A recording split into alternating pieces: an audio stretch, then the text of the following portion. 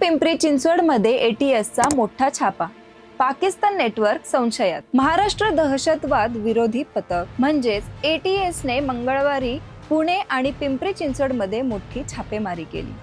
तब्बल 23 ठिकाणी एकच वेळी छापे टाकले गेले आणि हे फक्त पुणे पिंपरी पुरतच मर्यादित नव्हतं। संपूर्ण महाराष्ट्रात एकूण 65 ठिकाणी ही शोध मोहीम राबवली गेली। म्हणजेच राज्यभर एकाच वेळी यंत्रणा सक्रिय झाल्या होत्या। या संपूर्ण कार्यवाहीमध्ये एक नाव समोर आलं, पाकिस्तान स्थित गुंड शहजाद भट्टी यांच्याशी संबंधित असल्याचा संशय असलेलं एक नेटवर्क तपासाच्या केंद्रस्थानी आहे। हे नेटवर्क महाराष्ट्रात खास करून पुणे पिंपरी चिंचवड भागात सक्रिय असल्याचा संशय तपास यंत्रणांना आहे।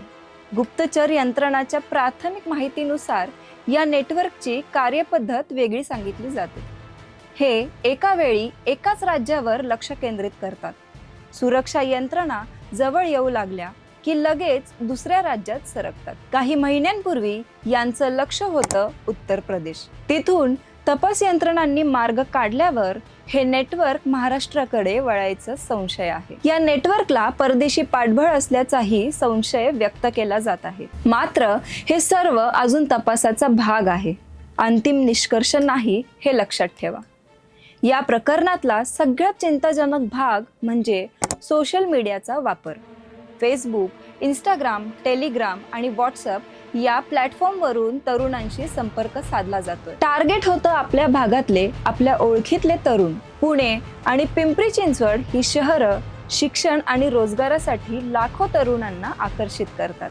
त्यामुळे इथे असा संशय येणं हे शहरासाठी गंभीरपणे घ्यायला हवं। छापेमारी दरम्यान एटीएसने अनेक व्यक्तींची चौकशी केली। मोबाईल फोन, लॅपटॉप, बँकेशी संबंधित कागदपत्र आणि इतर डिजिटल पुरावे जप्त करण्यात आले आहेत। सोशल मीडियाचा वापर खरंच तरुणांना संपर्क साधण्यासाठी आणि प्रभावित करण्यासाठी झाला का याची सखोल तपासणी आता सुरू आहे। इथे एक गोष्ट अगदी स्पष्टपणे सांगायला हवी, एटीएसने चौकशी केलेल्या कोणाचंही नाव अद्याप जाहीर केलं नाही। कोणालाही अटक झाल्याची अधिकृत पुष्टी अजूनही मिळालेली नाही। तपास अजूनही सुरू आहे।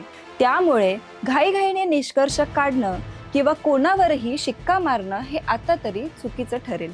पण या बातमीचा खरा मुद्दा फक्त आकड्यांचा किंवा अटकेचा नाही, खरा मुद्दा आहे आपल्या शहरातल्या तरुणांच्या डिजिटल सुरक्षिततेचा। सोशल मीडियावर अनोळखी व्यक्तींशी होणारा साधा वाटणारा संवाद कधी कधी किती मोठ्या जाळ्यात ओढू शकतो हे या प्रकरणातून पुन्हा एकदा समोर आलं आहे। पालकांनी आणि तरुणांनी दोघांनीही याकडे गांभीर्याने बघायला हवं। पुणे आणि पिंपरी चिंचवड सारख्या वेगाने वाढणाऱ्या शहरात अशा घटना घडणं हे नक्कीच गांभीर्याने घ्यायला हवं। तपास पुढे काय वळण घेतो हे पाहणं आता महत्त्वाचं आहे। आम्ही या प्रकरणावर लक्ष ठेवून आहोत।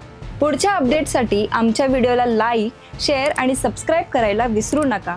आणि तुम्हाला या घटनेबद्दल काय वाटतं मला खाली कमेंट करून नक्की सांगा।